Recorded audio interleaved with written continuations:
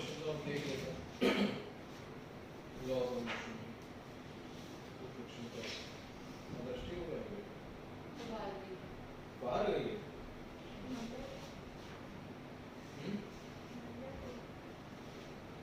दिन तो कोई भी हो सकता है पर वो जनरली ऐसे सोने के आगे पड़ा माशा तुम नहीं जाती तुम्हारे पास कितना है मैं अपने स्टूडेंट्स को जानता हूँ बोलता नहीं वो अलग बात ओके फाइन करते हैं क्वेश्चन चलो क्वेश्चन लिखें in the figure of mass 1 kg in the figure of mass 1 kg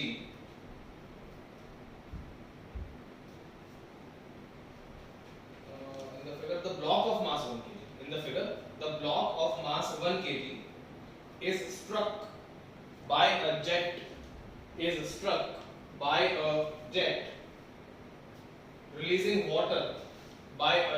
releasing water at the rate of 1 kg per second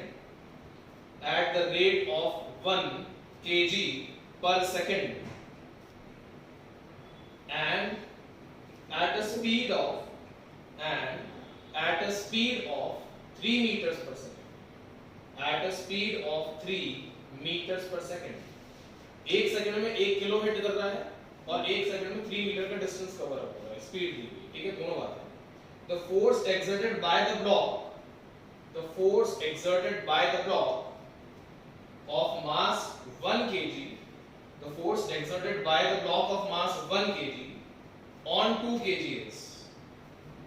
the block of mass 1 kg on 2 kg is तो यहाँ पे ये हमारे पास 1 kg का block है इस 1 kg के block के साथ यहाँ पे एक और ये 2 kg का ब्लॉक है और 1 kg के ऊपर यहां से हमने वाटर को स्ट्रक करवाया ठीक है तो 1 kg वाले ब्लॉक ने 2 kg पे कितना फोर्स लगाया ये हमारा क्वेश्चन ठीक है तो आपको देखा जाए तो rate of flow of mass dm/dt दिया हुआ 1 kg पर सेकंड था शायद 1 kg पर सेकंड ठीक है पर second and speed of the jet जिस स्पीड से जेट ट्रैवल कर रहा है हम लोग वाटर जेट ट्रैवल कर रहे हैं वो दिया हुआ है आपको 3 मीटर्स पर सेकंड ठीक है तो 1 केजी वाला ब्लॉक 2 केजी वाले पे कितना फोर्स लगाएगा ऑप्शंस है 1 Newton 2 Newton 3 Newton 4 Newton simple 1 2 3 4 के फॉर्म में ऑप्शंस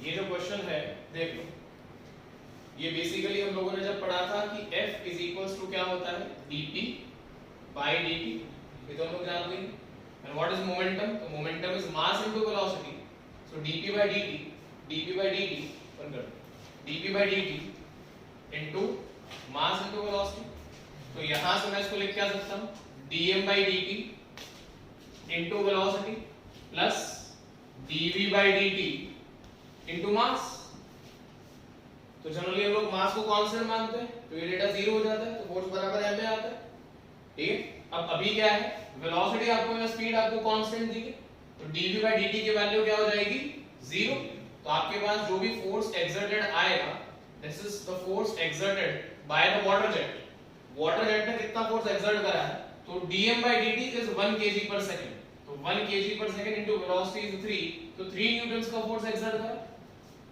इसका मीनिंग आपको ये समझ में आना चाहिए कि इस 1 kg वाले ब्लॉक पे जो कैपिटल F फोर्स है वो 3 न्यूटन का हमने लगा दिया अब 1 kg वाला 2 kg पे कितना फोर्स लगाएगा ये पूछा ठीक है तो हम लोग जानते क्या है acceleration of the system is net pulling force और the pushing force upon the total mass तो फोर्स कितना लग गया हमारे पास 3 kg का सॉरी 3 न्यूटन और टोटल मास कितना हमारे पास 3 kg का तो acceleration of the system is 1 metre पर सेकंड स्क्वायर ठीक है अब ये सिस्टम जो है वो 1 मीटर पर सेकंड स्क्वायर से आगे की डायरेक्शन में चलेगा तब 1 kg 2 kg पे कितना फोर्स लगाएगा ये निकालना गॉट इट तो एफबीडी कैसे बन जाएगी अगर मैं 1 kg की एफबीडी बनाता हूं तो 1 kg पे इस डायरेक्शन में 3 न्यूटन का फोर्स लग गया और 2 kg ने इस डायरेक्शन में F फोर्स लगा दिया या F डैश फोर्स लगा दिया, ठीक है। एंड 2 kg वाले के FBD अगर मैं बनाता हूं तो 2 kg वाले पे इस डायरेक्शन में जो फोर्स लगेगा वो F डैश होगा, and 2 kg is traveling with an acceleration a equals to 1 meter per second square and 1 kg is also traveling with an acceleration of 1 meter per second square, ठीक है। तो आपको force F dash की value निकालनी है, कितनी बनेगी देख लो 2 न्यूटन। यहां से 3 माइनस F डैश करिए या F dash equal to 2 into a कर दीजिए, एक ही बात। तो एक्सेलरेशन की वैल्यू 1 है, so force exerted by 1 newton mass on 2 kg mass is 2 newtons, ठीक है। तो आपके F डैश का जो आंसर है वो आपके पास 2 न्यूटन आएगा, दैट इज द आंसर, ठीक है। मेथड रखिए दिमाग में, काम आ सकता है क्वेश्चन। लिखें एक और, in the figure shown find the value of capital F so that, in the figure shown find the value of capital F so that both the blocks can move together. Find the value of capital F so that both the blocks can move together.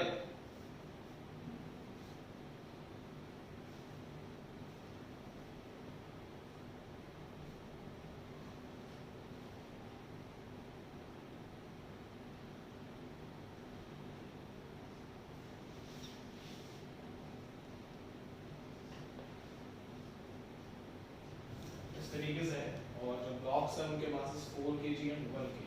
So wedge का जो मास है वो आपको 4 kg लेके चलना है, और block का जो मास है वो आपको 1 kg लेके चलना है, ठीक है। So in the figure shown find the value of capital F so that both the blocks can move together and take G equal to 10 meter per second square। G की वैल्यू आपको इस question में 10 देनी है, this is given.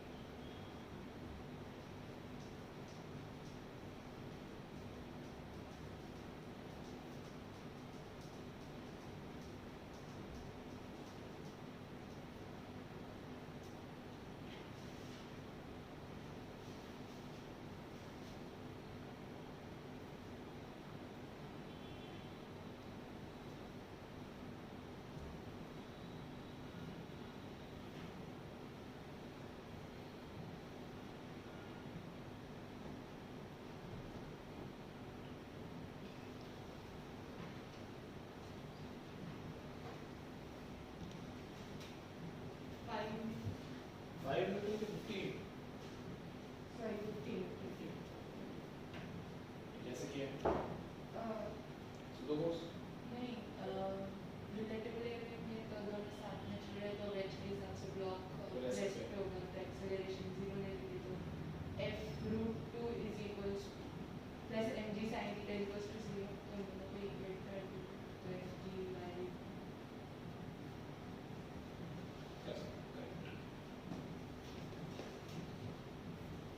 अगर F force आपने यहाँ लगाया तो सेम फोर्स भी ट्रांसफर ओवर हियर। अब दोनों ब्लॉक्स को साथ में चलना है, मतलब वेज के रिस्पेक्ट में ब्लॉक रेस्ट पे रहेगा। This is the wedge, this is the block. Wedge के रिस्पेक्ट में ब्लॉक रेस्ट पे रहेगा। अब अगर ब्लॉक को रेस्ट पे रखना है और ये वेज आगे बढ़ेगा किसी एक्सेलरेशन से, तो ब्लॉक के ऊपर सूडो फोर्स लगेगा ऐसे। सूडो फोर्स का सूडो एक्सेलरेशन a इधर लगेगा। अब हमारे पास a के दो कंपोनेंट्स आते हैं, एक कंपोनेंट इधर आता है, एक component perpendicular to the surface आता है, ठीक है। हॉरिजॉन्टल ये है तो ये एंगल 45 डिग्री होगा फॉर श्योर। तो this component of acceleration is a into cosine of 45 degree, और ब्लॉक का जो वेट है उसके कारण नीचे के डायरेक्शन में जो कंपोनेंट आएगा वो आएगा g sin ऑफ 45 डिग्री। मैं एक्सेलरेशन के कंपोनेंट्स लिख रहा हूं। अगर आप सूडो फोर्स लिखना चाहते हैं तो यहां पे m into a कर दीजिए, इसे भी m into a कर दीजिए और इसे भी m into g कर दीजिए, तो फोर्सेस बन जाएंगे, ठीक है। अब अगर ब्लॉक रेस्ट पे है तो ब्लॉक रेस्ट पे होने का मतलब है कि ब्लॉक के ऊपर जो ये फोर्स लग रहा है ma cos 45 का ऊपर और mg sin 45 का नीचे, ये दोनों बराबर है m into g m into g sin 45 degree, तो m से तो m कैंसिल हो गया, तो आपके पास a की वैल्यू आ गई g into tan 45 डिग्री। ये तो हम ऑलरेडी जानते भी थे, g tan थीटा फार्मूला होता है सूडो फोर्स का सिंपल केसेस में, बात करवा चुका हूं ऐसे, ठीक है। सो एक्सेलरेशन की वैल्यू आ गई आपके पास, tan 45 is 1, so acceleration a की वैल्यू हमारे पास g के बराबर आ गई। एक्सेलरेशन फिर से पढ़िए, एक्सेलरेशन a की हमारे पास g की वैल्यू आ गई, ठीक है। नाउ क्वेश्चन में पूछा है कि फोर्स F की वैल्यू कितनी हो, तो क्या करना चाहिए, what should be the value of force F, acceleration में पता है तो, अरे हो गया ना, F बराबर m लगा दो, F is equals to m into a, ठीक है। और फोर्स में मासेस की वैल्यू हम लोगों को पता है, वही क्वेश्चन में मासेस की वैल्यू पता है ना, तो m into g tan theta, तो टोटल मास कितना है हमारे पास 4 + 1 5, गॉट इट। तो हमारे पास आंसर क्या बन जाएगा यहाँ पे 5 into g tan थीटा, मतलब tan 45 डिग्री, tan 45 हो गया 1, तो ये आ गया 50 न्यूटन इज इक्वल्स टू, ठीक है। अच्छा लिख लो, चलते हैं आगे।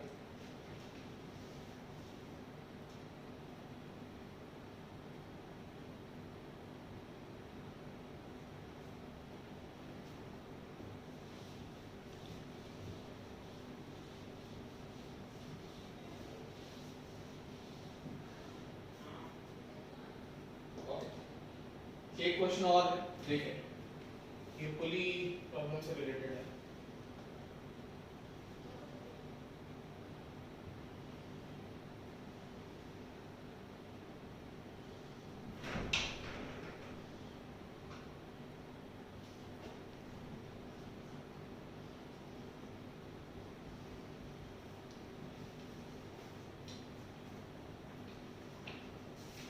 This block is of mass m and the force applied is 2 mg।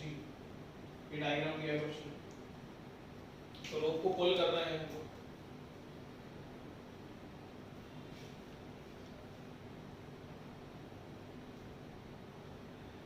Simple question है, क्वेश्चन में लैंग्वेज नहीं लिखवा रहा मैं। In the figure shown the pulley and the strings are massless, the one end of the string is pulled by a force of 2 mg, the acceleration of the block will be, block की acceleration कितनी होगी बस आपको ये बताना है, block की acceleration.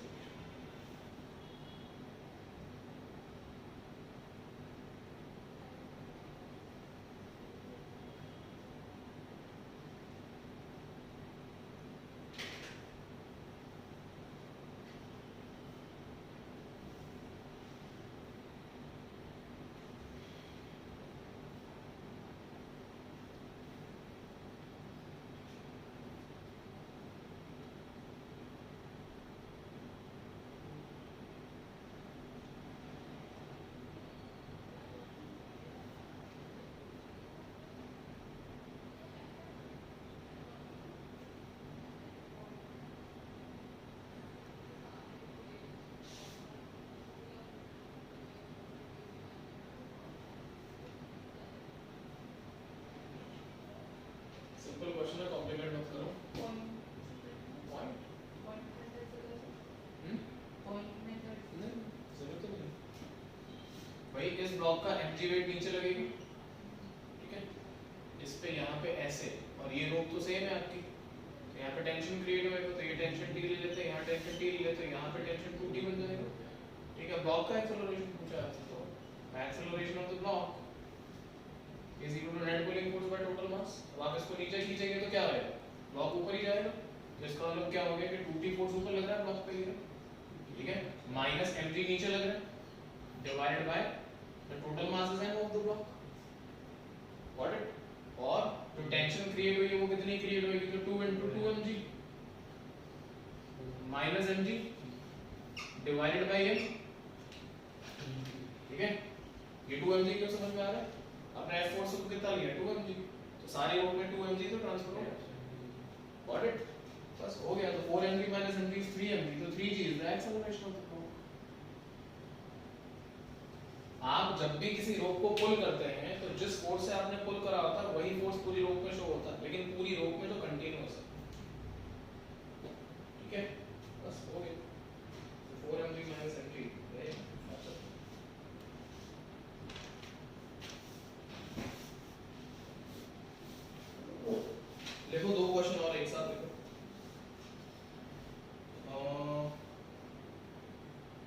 two equal heavy spheres, each of radius small r. Two equal heavy spheres, each of radius small r, are in equilibrium within a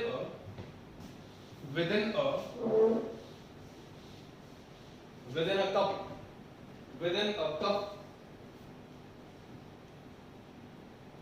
of radius 3r, within a cup of radius 3r.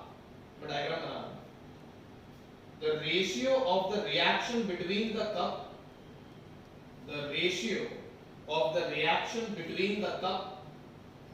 and one sphere and that between the two spheres is question अच्छा है, थोड़ा ध्यान से करो. आपको एक hemispherical cup या एक सिंपल कप दे दिया है ऐसे, ठीक है. अब क्या कहा कि इसके अंदर दो स्फीयर्स हैं ऐसे, एक ये रहा और दूसरा स्फीयर ये रहा, ठीक है. दोनों का रेडियस आ. अब यहां से हमने ये जो कप है उसका रेडियस अगर लिया होता तो ये 3r बनता. इस कप का यहां से रेडियस 3r बनेगा और जो स्फीयर्स हैं उनके रेडियस आ रहे हैं, स्फीयर के रेडियस आ रहे हैं. अब उसने क्वेश्चन में पूछा है find the ratio of the force between the cup and one sphere. तो जब आप फोर्स निकालेंगे तो कप और स्फीयर के बीच में जो फोर्स निकालेंगे और दोनों स्फीयर के बीच में जो फोर्स लग रहा है वो निकालेंगे, उन फोर्सेस के रेशियो. लैंग्वेज से कंफ्यूज ना हो, सिंपल लैंग्वेज ये वो क्लियर कट लिख रहा है बट स्टिल कंफ्यूजिंग लगती है कई बार. उसने क्या बोला है, उसने दो रेशियो नहीं पूछे, उसने कप और इस स्फीयर के बीच में जो फोर्स लगेगा और दोनों स्फीयर के बीच में जो फोर्स लगेगा उनका रेशियो पूछा. Got it? करिए. Normal reaction. हां, रिएक्शन नहीं, नॉर्मल रिएक्शन.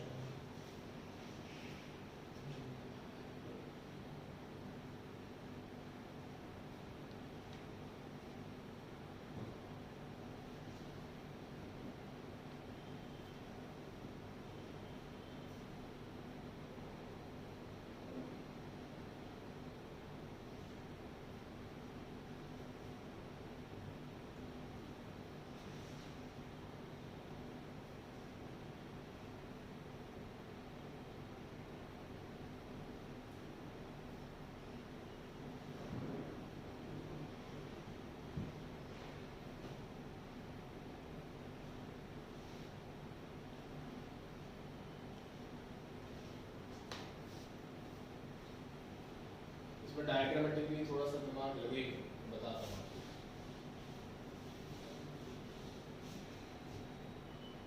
देखो, अगर मैं इसको r और इसको भी r ले लूं तो कोई प्रॉब्लम तो नहीं. मैंने हॉरिजॉन्टल लाइन ड्रॉ करी है, ठीक है. तो अब टोटल तो 3r है. अब उस 3r में से इतना हिस्सा तो r पहले ही हो गया, ये तो r है. तो सेंटर ऑफ द स्फीयर से लेके सेंटर ऑफ द कप तक का गैप कितना होगा? 2r, right. तो यहां से लेके यहां तक का ये जो गैप है ये 2r है और यहां से लेके यहां तक का जो गैप है ये भी तो 2r ही है, ठीक है. अब यहां से एक वर्टिकल लाइन ड्रॉप कर दी और ये एंगल मान लिया थीटा, ठीक है. Is it okay? तो sin थीटा कितना बनेगा? r upon 2r perpendicular upon hypotenuse, तो 1/2 बन गई. पहले sin थीटा की वैल्यू कैसे निकाली समझ आएगा? कोई दिक्कत है? अब स्फीयर A पर sphere B on sphere A due to sphere B, ठीक है. नॉर्मल रिएक्शन ऐसे लगेगा स्ट्रेट,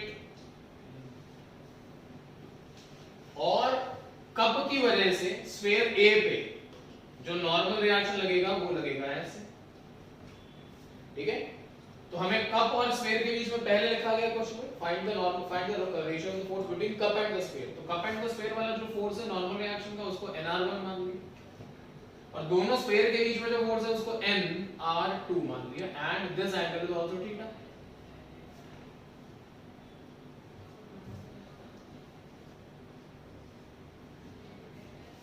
नहीं यार, नहीं है समझ आ गया।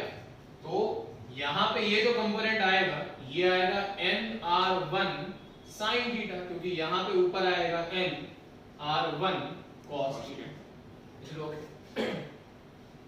आ गया। उसने आपसे सिंपल रेशियो पूछा nr1 by nr2 या nr2 by nr1 क्या पूछा। और आपका जो स्फीयर A है या स्फीयर, हाँ स्फीयर A है वो तो इक्विलिब्रियम पे, ठीक है। इक्विलिब्रियम का मतलब क्या हो गया, क्योंकि nr1 sin थीटा जो है वो nr2 के बराबर है, ठीक है। तो यहां से nr1 divided by nr2 is equals to 1 by sin theta, 1 by sin 2, हाँ 1 बाय sin थीटा। तो एंगल थोड़ी पूछा है, sin थीटा की वैल्यू कितनी 1 बाय 2, तो आंसर इज 2, ठीक है। So this is the ratio between the two. देखो सिंपल क्वेश्चन है, कॉम्प्लिकेटेड नहीं है, ठीक है। लैंग्वेज पढ़ के घबराने का नहीं।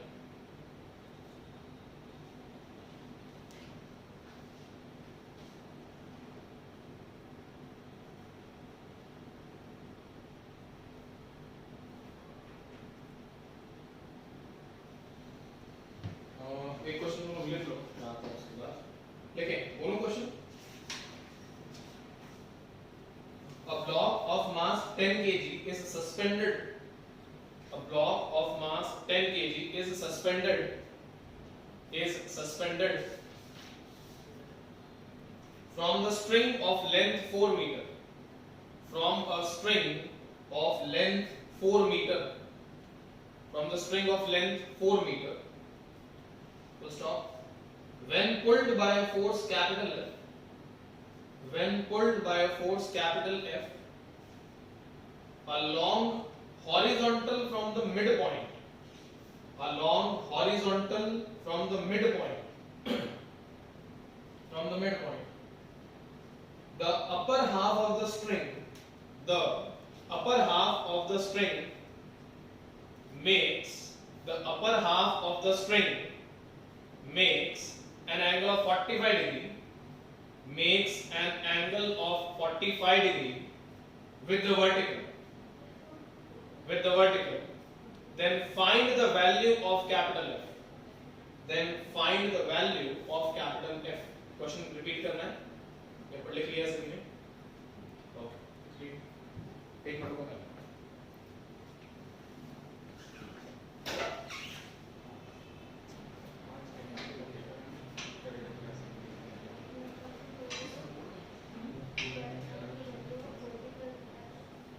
value of F.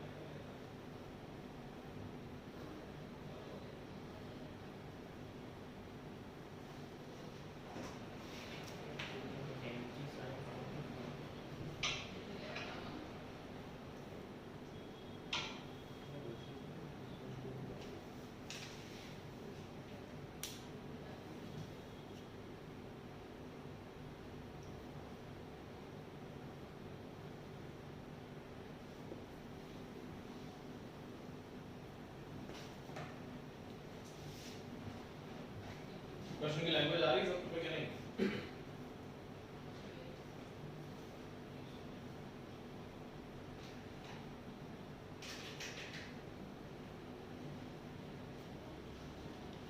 block of mass 10 kg suspended from a string of length 4 meter, ठीक है। तो इनिशियली क्या हुआ कि एक ब्लॉक को आपने ऐसे सस्पेंड किया, ब्लॉक ऑफ मास 10 kg ना, 10 kg का ब्लॉक पहले यहाँ पे था और ये जो लेंथ है 4 मीटर की। फिर क्या करा गया, रोप के मिड पॉइंट से आपने रोप को पुल किया फोर्स F से, तो रोप की कंडीशन ऐसी हो जाएगी, समझ रहे हो?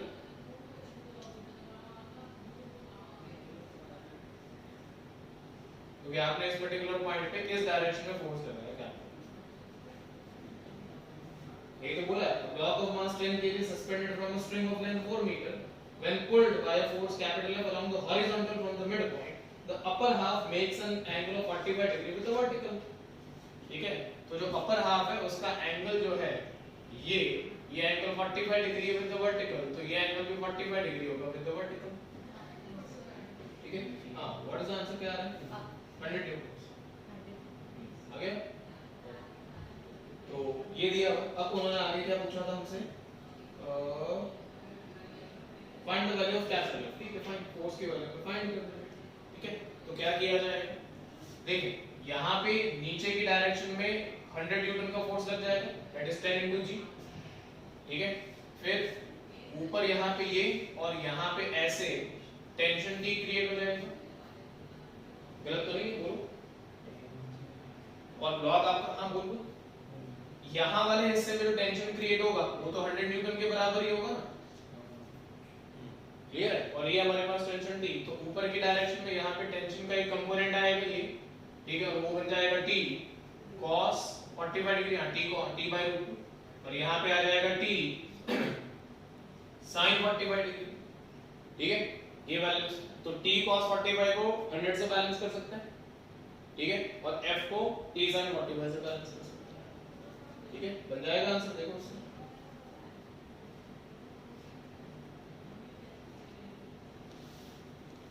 T by root 2 will be equal to capital F. So T by root 2 will be capital F.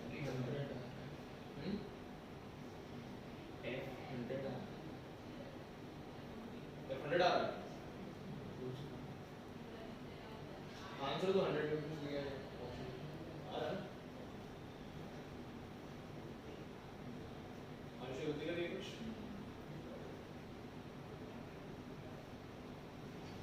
T cos 45 is equals to 100. ठीक है, and T sin 45 is equals to F. तो sin by cos कर लीजिएगा, तो cos और sin तो cancel हो जाएंगे, बराबर है, और T से T कैंसिल हो जाएगा, तो F is equals to 100 Newton ही आ रहा है. ऐसा डेफिनेशन से तो देख रहे हो. ठीक है, sin by cos कर लेना, वो नीचे लिख लेंगे. ठीक है, देखो एक और. In the given figure, a block of mass m. In the given figure, a block of mass m is tied on a wedge. Is tied on a wedge by an ideal string. Is tied on a wedge by an ideal string. Ideal string. As shown. As shown. Full stop. The wedge is moved towards right with a time varying velocity is moved towards right with a time varying velocity v equals to t square by 2 with a time varying velocity v equals to t square by 2. At what time the block will just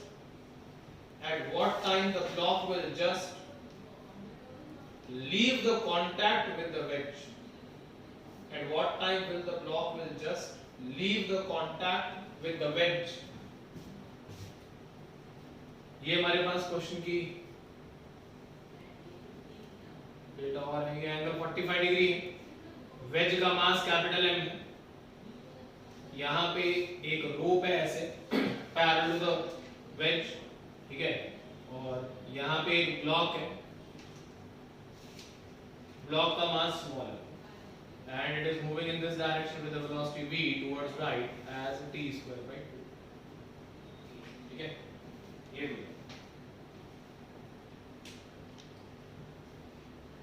भाई block veg उधर चला जाएगा right hand side पे, तो block के नीचे कुछ बचेगा ही नहीं, तो कितने टाइम में ब्लॉक हवा में लटक जाएगा, ऐसा कुछ.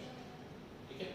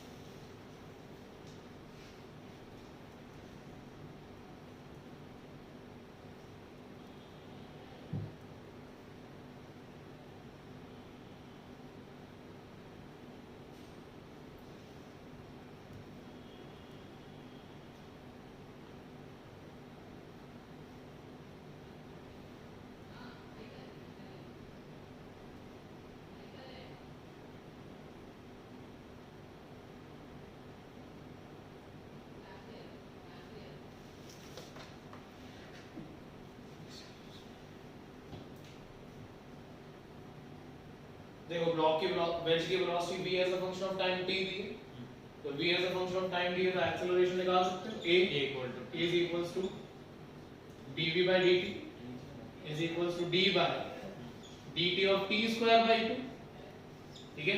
तो एक्सेलरेशन ये कितना आ जाएगा t के बराबर, ठीक है। अब अगर मैं वेज की बात करता हूं और सॉरी ब्लॉक की बात करता हूं, तो ब्लॉक पे इस डायरेक्शन में सूडो फोर्स लगेगा m में, ठीक है। और ये m में लगेगा तो इस डायरेक्शन में एक कंपोनेंट आता है, इस डायरेक्शन में दूसरा कंपोनेंट आता है। ये 45 है तो ये एंगल 45 डिग्री होगा, ये 45 होगा तो ये कंपोनेंट आएगा ma into sin of 45 degree, ठीक है। और ब्लॉक का वेट का कंपोनेंट इधर और ब्लॉक का वेट mg इधर, स्मॉल mg इधर, तो ये कंपोनेंट कितना आता है m into g into cos 45 degree, yes और नो, ठीक है। ओके, तो m into a into sin 45 और m into g into cos 45 बराबर रखें रहेंगे, m into a into sin 45 degree and m into g into cos 45 degree बराबर क्यों रहेंगे? जिस टाइम तक ये रहेगा इस तरीके से, ठीक है, उस टाइम के बाद क्या होगा, नॉर्मल रिएक्शन खत्म हो जाएगा, नॉर्मल रिएक्शन भी तो लगेगा ऊपर, ठीक है। तो जैसे नॉर्मल रिएक्शन खत्म हो जाएगा ये दोनों बराबर हो जाएंगे, ठीक है। मतलब m से m कैंसिल कर दिया तो एक्सेलरेशन a आ गया g cot 45 डिग्री, cot बोल रहा हूं, cos नहीं, cot, cos by sin is a cot, and what is cos 45, तो cot 45 तो 1 होता है, तो a की वैल्यू कितनी आ गई 10, तो t की भी वैल्यू कितनी आ गई 10 सेकंड, ठीक है, because a was equals to t, ठीक है। आया समझ के नहीं? हर बार g tan थीटा रट्टा मत मार लेना, जहां भी सूडो फोर्स लगे वहां g tan थीटा, ऐसा नहीं है। तो इक्वेशन ऑफ मोशन मोशन का डायग्राम देख के काम करना चाहिए, ठीक है नहीं कुछ उसमें, लेकिन बिना करे नहीं, ठीक है, प्रैक्टिस लगा ना क्वेश्चन में छोटा सा क्या है, बस ऐसे ही रहता है आपका रीड का। खैर एक और देखें, a man of mass 60 kg is sitting on a scooter. A man of mass 60 kg is sitting on a scooter which is moving on a straight road, with constant acceleration of 10 meters per second square, with constant acceleration of 10 meters per second square. The force exerted by the man on the seat of the scooter is, the force exerted by the man on the seat of the scooter is, एक और लिखो question, on the seat of the scooter is, एक और लिखो, by the man on the seat of the scooter is,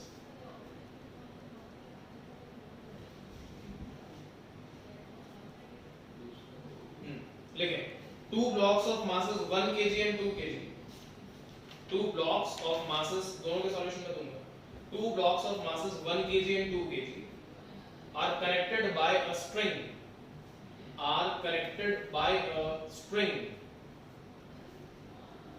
passing over a smooth pulley, are connected by a string passing over a smooth pulley. Full stop. After 1 second of the motion,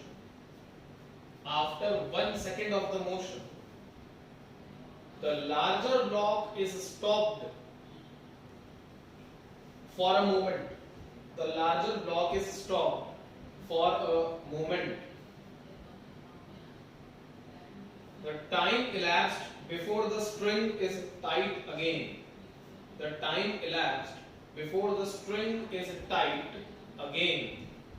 दोनों question try करिए। The time elapsed before the string is tight again. क्या हो गया? Tight again.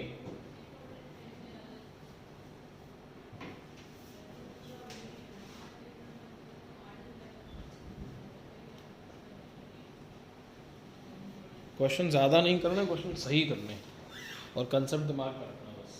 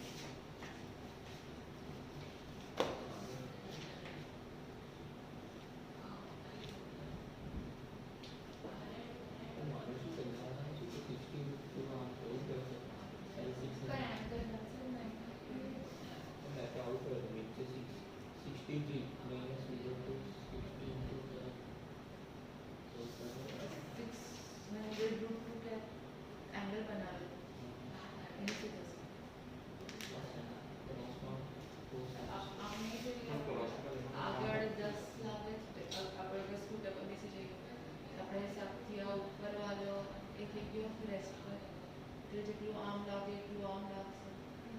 आप अगर 600 हाथ से तो 5 हार्ड है ये भी last you m is equal to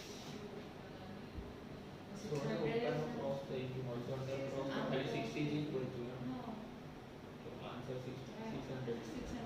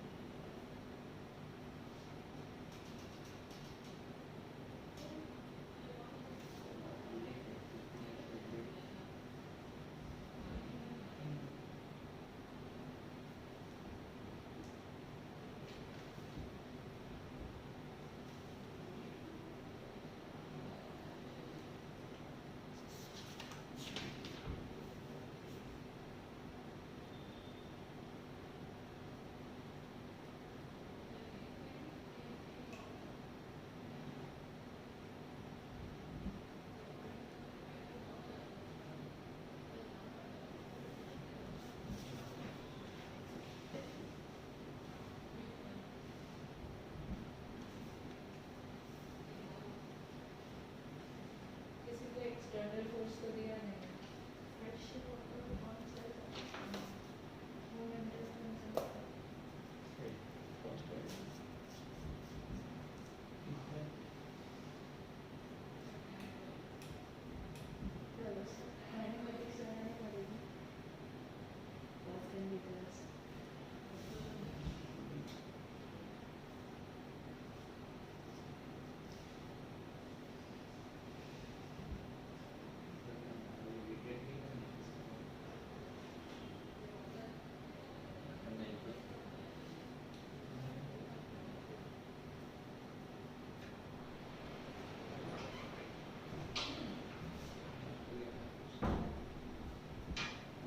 हुआ कुछ फर्स्ट वाला हुआ सेकंड वाला तो एक लाइन का क्वेश्चन है सेकंड वाले का आंसर क्या है आंसर छोड़ो आंसर बता दो जीरो किसमें आ रहा है नहीं जीरो नहीं कोई एक्सटर्नल फोर्स ही नहीं है तो कुछ सेकंड वाले में मैंने तो ऐसा किया क्या किया मतलब एक जो a कॉमन है वो d/3 आएगा तो फिर एक सेकंड तक जाने दिया है ना तो एक सेकंड के बाद वो वेलोसिटी उसकी जो होगी वो की और फिर वो इतना लंबा नहीं मुझको बता दो क्या क्या पता पहले वाले क्वेश्चन में man of mass 60 kg sitting on a scooter which is moving along a straight road with a constant acceleration of 10 meters per second 600 man इस डायरेक्शन में 10 मीटर पर सेकंड स्क्वायर पे चल रहा है ठीक है और मैन का खुद का वेट 60 g नीचे लगेगा तो मैन के पास इस बार दो फोर्सेस है क्यों तो एक्सेलरेशन कहां जाएगा पर अगर हम नॉन इनर्शियल में देख रहे हैं तो ऊपर तो ग्राउंड के रेस्पेक्ट में देख रहे हैं नहीं सर इनर्शियल में देख तो मैन रेस्ट कर रिस्पेक्ट टू स्कूटर तो ये वाला फोर्स लाइक वो जीरो हो गया उसका हॉरिजॉन्टल फोर्स हॉरिजॉन्टल फोर्स क्यों जीरो होगा तो रेस्ट पे है तो जितना नीचे लगा तो उतना ही नॉर्मल रिएक्शन ऊपर है तो स्कूटर तो चल रहा है ना आगे पर हमें तो मैन कितना सीट पे लगाएगा वो हां तो ये तो लिफ्ट जैसा ही हो गया हाँ नहीं लेफ्ट सूडो नहीं, सूडो का कंसेप्ट नहीं लगा रहा हूँ मैं, सूडो लगा ही नहीं रहा, बात सूडो की चली नहीं रही है यहाँ पे। तो भाई मैन ने सीट ऑफ द स्कूटर के ऊपर दो फोर्सेस लगाए। द प्रॉब्लम इज आप जब स्कूटर के रेस्पेक्ट में देख रहे हो ना, तो स्कूटर खुद ही फोर्स लगा रहा है आके। मैन 10 मीटर पर सेकंड स्क्वायर के एक्सेलरेशन से चल रहा है, तो एक्सेलरेशन कौन प्रोवाइड कर रहा है? स्कूटर का इंजन। तो स्कूटर के रेस्पेक्ट में मैन रेस्ट पे है, इट इज ओके, लेकिन scooter is at some acceleration, getting it or not? तो वो एक्सेलरेशन कहां है ना? तो 60 into g यहाँ पे और यहाँ पे into 60 कर सकते हैं, तो फोर्स बन गया। तो नेट फोर्स कितना आ गया? ठीक है। अब उसने क्वेश्चन में ऑप्शन है ना 600 रूट 2, अच्छा रूट 2 इज 1.414 into 6 करना कितना बनता है? ऑप्शन थोड़े 1.414 into 6 8.484 8.484 बनेगा। देखो आ जाओ 848 बनेगा, 848 60 रूट 2 ही तो कराना बेटा, 600 रूट 2। ओहो ये 600 रूट 2 आया ना पीछे क्या? मतलब सूडो तो पीछे, सूडो लगा ही नहीं रहा, ये तो बोला इंजन आगे जा रहा है ना, तो इंजन मैन को आगे लेके जा रहा है और क्या। अब इंजन मैन को आगे लेके जा रहा है तो मैन के ऊपर तो दो फोर्स लगे ना। अरे यार तू कार में बैठे तो कार किसी स्पीड से चल रही है तो तेरे ऊपर लेके जा रही है, कार के पीछे छोड़ दिया कार।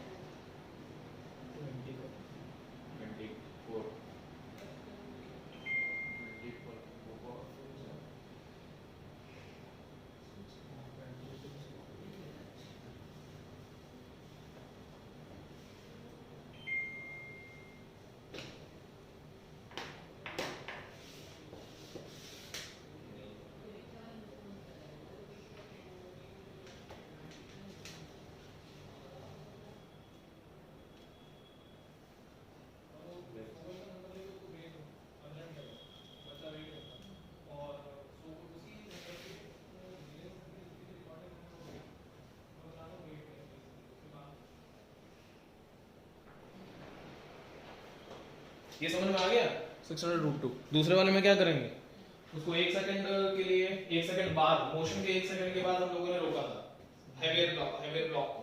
तो two small blocks of masses 1 kg and 2 kg are connected by a string which is passing over a massless pulley. After 1 second of the motion, the larger block is stopped. The time elapsed before the string becomes a tight again. ठीक है, देखो एक 2 kg का है और एक 1 kg का, ठीक है। तो नेट एक्सेलरेशन कितनी बनेगी 2 kg और 1 kg के हिसाब से? तो acceleration A is equals to 2g minus 1g by total mass is 3, ठीक है। तो 2g minus 1g will be g, तो acceleration is g by 3 meters per second square। Okay बोलो बोलो बोल दो। टॉपिक शुरू ही नहीं हुआ, एक ही क्लास हुई है जिसका टेस्ट है आज। मैं समझा नहीं। 11th में जो टॉपिक का टेस्ट है हाँ उसकी एक ही क्लास हुई है। तो टीचर कर क्या रहा है? मेरे को क्या पता क्या करेंगे। और अंकुर सर ने फोन किया, क्या किया? मैंने फोन किया पेपर पे तो हाँ उनको मैसेज लिख Darshan sir will talk to you. तो ये बताना चाहिए ना फैकल्टी को यार,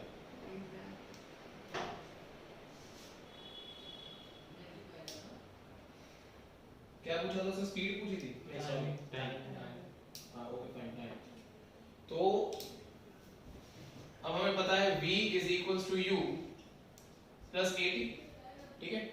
तो 1 सेकंड के बाद इनिशियली तो वो रेस्ट से शुरू हुआ है, ठीक है, और a की वैल्यू हम लोग g लेके चलेंगे, तो g अभी एक्सेलरेशन को g लिख लो 10 मत लिखो, और 1 सेकंड के बाद ये तो v की वैल्यू g के बराबर है, a की है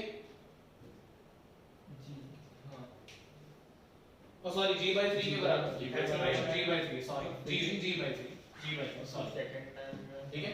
अब उसको रोक दिया गया था, ठीक है, तो रोका और वो बाद में लार्जर ब्लॉक जो है उसको आपने एक मोमेंट के लिए रोका, अब वो अंडर ग्रेविटी चलेगा।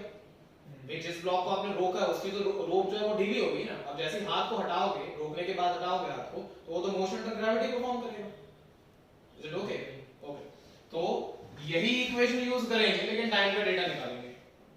1/3 हां, कितना सेकंड है? 1/3 हां 1/3 सेकंड्स, करेक्ट। v की वैल्यू ये पुट करिएगा g/3, ठीक है। v equal to u plus at में u की वैल्यू को 0 एंड v की वैल्यू को g/3 माइनस gt या इक्वल टू gt, तो g से g कैंसिल हो जाएगा, t equal to 1/3 seconds. Got it? Okay, इसमें अगर इस कहानी को एक बार सुन लो, मैं एक बार बताता हूं। देखो कहानी क्या है, समझ लो। तुमने दोनों ब्लॉक्स को जब रिलीज करा लो, रोक के रिलीज करने की बात नहीं कर रहा हूं, सिंपल मोशन चल रहा है, मैं तब की बात कर रहा हूं। भाई तब तो 1 किलो इधर है, 2 किलो इधर है, और 2 किलो नीचे जा रहा है, 1 किलो ऊपर जाएगा। तो जिस एक्सेलरेशन से 2 किलो नीचे आएगा और जिस एक्सेलरेशन से 1 किलो ऊपर जाएगा, वो एक्सेलरेशन ये है। यहां तक तो सिंपल कहानी चल रही है।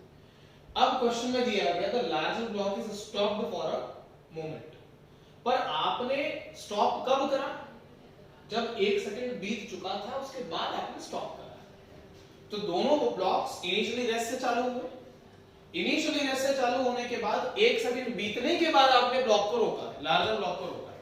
तो 1 सेकंड जब बीत चुका है, तब जो वेलोसिटी एक्वायर करी गई है वो ये बाय बोथ द ब्लॉक्स, क्योंकि एक्सेलरेशन दोनों की सेम है, तो by both the blocks is this is the velocity. Now you stop the larger block by putting the hand in the motion, in between the motion. अब जैसे ही आपने, ये block है, ये नीचे, और आपने हाथ रख दिया एक मोमेंट के लिए और हाथ हटा दिया, तो जैसे ही आपने यहां पे हाथ रखा, ये स्ट्रिंग ढीली हो गई, ठीक है। अब ये स्ट्रिंग ढीली हो गई, पहले टेंशन लग रहा था, टेंशन था तो ये एक्सेलरेशन था, पर जब टेंशन नहीं होता किसी बॉडी में तो body falls freely. Got it? अब स्ट्रिंग को टाइट होने में कितना टाइम लगेगा ये पूछा हुआ है। Got it? तो इस वेलोसिटी से वो लोग चल रहे थे। अब जब टाइम t बीतेगा, मतलब t टाइम बीतेगा और स्ट्रिंग टाइट होगी, ठीक है, उतनी देर में क्या होगा, यही वेलोसिटी अचीव होगी वापस से, और इनिशियल वेलोसिटी 0 होगी। तो v equal to u plus at में v की वैल्यू g/3, u की वैल्यू 0। Got it? ये काम है। हां अनुष्का बोल दो, क्या कहते हैं? मैं बोलने में टेंशन 0 कर देंगे तो एक नया वैल्यू आ जाएगा जी, नहीं कुछ नहीं अपडेट आगे टेंशन 0 होगा, there is no doubt in that, लेकिन will not go with the force equations, we cannot go with the force equations, ठीक है। पढ़ाऊं ना मैं, तुम्हारे काम है।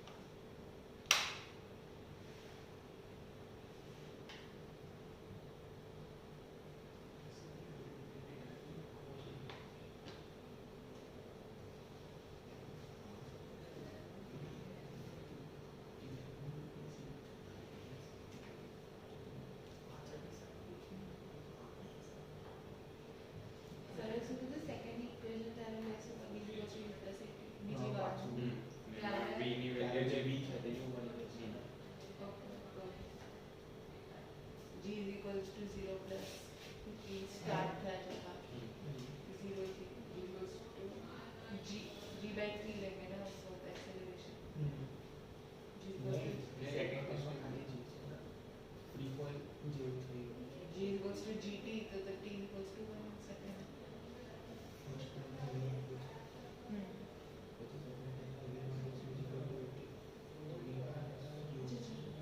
v equal to g by 3 less than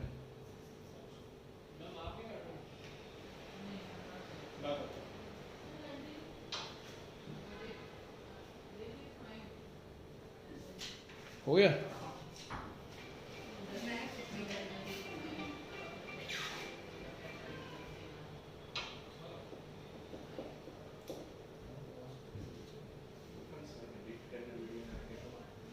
नहीं कर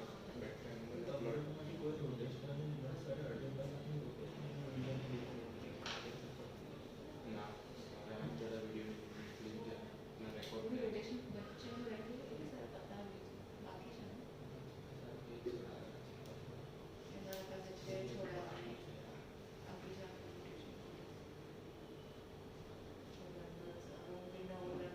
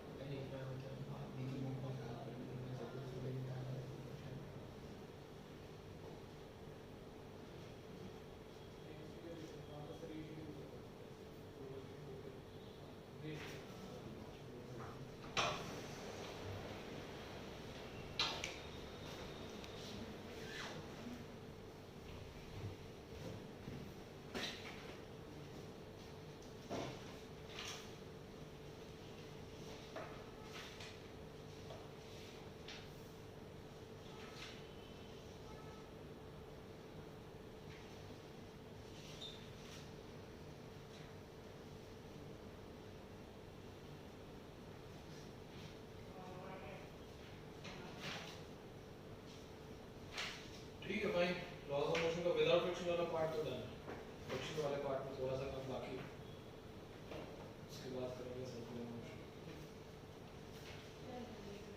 लंबा क्वेश्चन क्यों है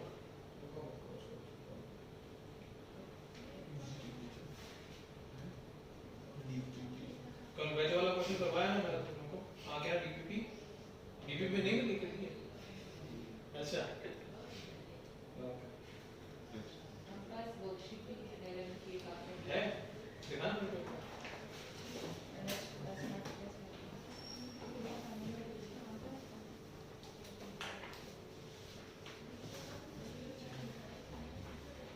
ओके तो इसके क्वेश्चंस ट्राई कर लो एक बार हल्का सा दिमाग खुले अच्छी है आप ये वाली करिएगा numerical MCQ single correct option conceptual वाला मत करिएगा ठीक है क्योंकि यही हमारे एंट्रेंस पार्ट में सबसे ज्यादा इंपॉर्टेंट है इसकी तो शायद मेरे पास रिकॉर्डिंग भी चलो ठीक है करके रखना इसको कल करके परसों कितने क्वेश्चंस हैं 100 और 100 90 परसों तक ही करो बताएगा ना परसों तक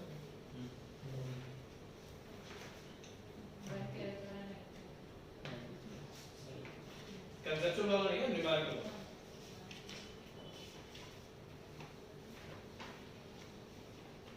ओके ये क्वेश्चन लिखो अब फ्रैक्शंस पे ज्यादा figure shows block B of mass small m the figure shows block B of mass small m and length 10 meter placed on a smooth horizontal ground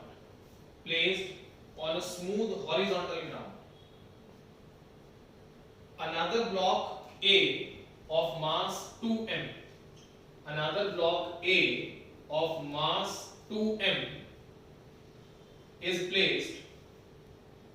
placed on block B, another block A of mass 2m is placed on block B and thrown towards right at a speed of v naught and thrown towards right at a speed of v naught.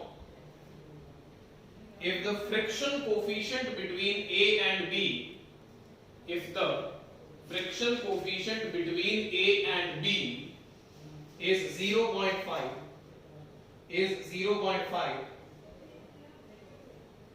then find the minimum velocity, then find the minimum value of V naught, then find the minimum value of V naught for which A will fall off the block B, for which A will fall off the block B. A और B के बीच में friction दिया है, तो A को minimum velocity कितनी दे कि A B को पार कर जाए या B से नीचे गिर जाए. B की आपको लेंथ भी दी हुई थी शायद 10 मीटर, नहीं B की length 10 metre, length of B is 10 metre. V naught की मिनिमम वैल्यू है. सोचो एक बार करो, बेसिक क्वेश्चन नहीं, टफ क्वेश्चन नहीं.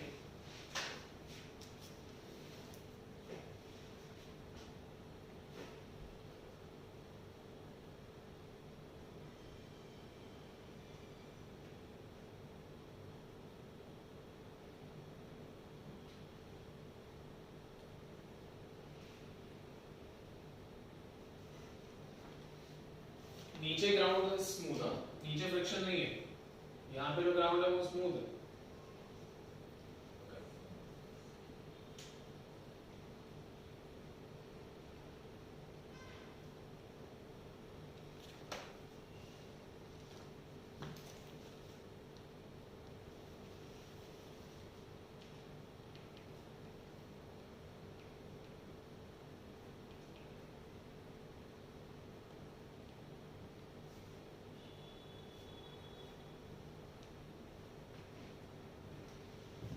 ब्लॉक ए पे फ्रिक्शन किधर लगेगा?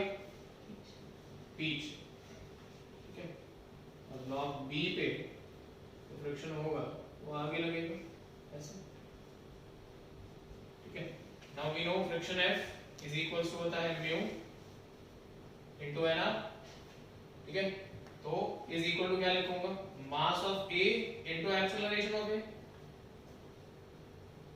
फोर्स होगा तो एक्सेलरेशन जो भी होगा तो फ्रिक्शन की वजह से ही लग रहा है, और तो कुछ लगेगा नहीं. तो म्यू की वैल्यू इज कितनी थी? 0.5. तो 1/2 इनटू nr, तो m nr मींस इसका रिस्पांस 2m, तो 2m into g is equals to mass of a is 2m, 2m into acceleration of a. ठीक है, ये बनेगा हमारे पास. तो यहां से acceleration of a is equals to आ गया 2 से 2 कट गया, m से m कट गया, तो acceleration is g/2. Okay fine. Mu की वैल्यू हमें 0.5. ठीक है फाइन, व्हाटएवर. और b की एक्सेलरेशन कितनी आएगी फिर? देखिए तो b पे जो फ्रिक्शन लगेगा वो भी ऐसे लगेगा, mu into n is equals to mass of b into acceleration of b. देखो म्यू की वैल्यू वापस से 1/2. ठीक है, nr मतलब mg हो गया. ठीक है, देखो कितना आ रहा है, एक्सेलरेशन ऑफ b कितना आ रहा है बताओ बराबर. b का मास इज m. ठीक है, nr की वैल्यू 2mg रहेगी, मैंने mg लिख दी is equals to m into acceleration of b. तो m से m काट दीजिए, 2 से 2 काट दीजिए, 10 metre. Acceleration of b is g. हां जी करेक्ट, 10 मीटर पर सेकंड स्क्वायर या पर सेकंड. ठीक है, तो ये बन जाएगा. अब a जो है वो b पर स्लाइड कर रहा है, तो what is the acceleration of a with respect to b? What is the acceleration of a with respect to b? Acceleration of a minus acceleration of b. ठीक है, yes, but basically g/2 minus 0 ये तो 0 constant है ना नीचे, तो g/2. वो b की एक्सेलरेशन जो निकाली फिर.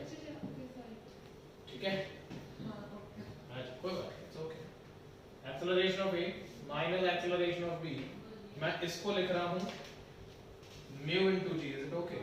एंड इसको लिख रहा हूं 2 mu into g, mu की वैल्यू 1/2, तो मैं mu की फॉर्म में लिखना चाह रहा हूं और कुछ नहीं। और आपको ये चीज मैं पहले भी बता चुका हूं, जब फ्रिक्शन अकेला लग रहा होता है हॉरिजॉन्टल मोशन के अंदर, acceleration is always mu into g, ये बात हमारी हो चुकी है, ठीक है? बस मासेस के वैल्यू पे डिपेंड करेगा, वो एक अलग एस्पेक्ट है। सो दिस नाउ एक्सेलरेशन जो है, ए जो ब्लॉक है उसका एक्सेलरेशन है, उसका रिटार्डेशन होगा। भाई फ्रिक्शन क्या करेगा, ये वाले ब्लॉक को रोकने की कोशिश करेगा ना, नहीं आ रही समझ? आपने मुझे आंसर बोला था 10 मीटर पर सेकंड। नहीं, मैंने इसका बोला था। आंसर ओह सॉरी, मेरे को आंसर नहीं पता, अच्छा तो नहीं आंसर नहीं पता इसमें, मैंने उसका आपको बोला एक्सेलरेशन का आंसर दिया। Okay fine, whatever. So what I was saying is कि acceleration of a with respect to b, acceleration of a with respect to b, तो a की जो एक्सेलरेशन है वो मैं minus of mu into g minus of 2 mu into g, this gives me minus of 3 mu into g। ये negative आ रहा retardation के कारण, acceleration of a is getting retarded, ठीक है? तो ये बन गया हमारे पास, तो ये कितना बनेगा, माइनस ऑफ 3/2 into 10 1.5, तो माइनस ऑफ 15 मीटर्स पर second square is the relative acceleration. अब a वाले ब्लॉक को कितना डिस्टेंस कवर अप करना है, 10 मीटर्स का, s is equal to ut plus half at square, ठीक है? आपको टाइम t तो टाइम ही तो पूछा, आपको क्या पूछा? Value Minimum minimum value value v naught। अच्छा, मिनिमम वैल्यू ऑफ वेलोसिटी पूछी, तो हमें फिर टाइम की इक्वेशन क्यों यूज करनी है?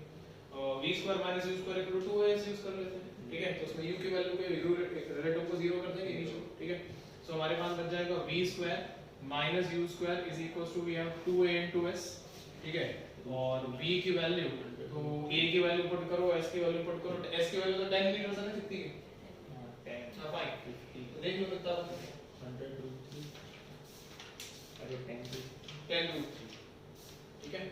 इसको सॉल्व कर लिए, u की वैल्यू को 0 पुट करके, तो v की वैल्यू आ जाएगी √2 into a relative into l relative जो भी है आपके पास, तो आपके पास आएगा √2 into 15 into l is 10, तो ये आपका बन रहा है 30, तो 100√3 का रूट, तो it is 10√3 meters per second is equals to the velocity v naught, ठीक है?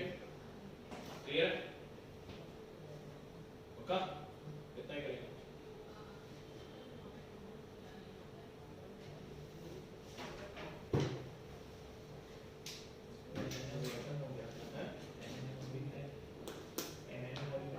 एनालॉग फ्रिक्शन का बाकी है। हर चैप्टर को 3 क्लास से 4 क्लास मिलेंगे। कल क्लास होगी। सुबह बड़ी क्लास होती है मेरी। हाँ जी बेटा बोलिए। आप अल्टरनेट डेज पर ऑल्टरनेट डेज में अल्टरनेट डेज पे अब तो कल नहीं है ना,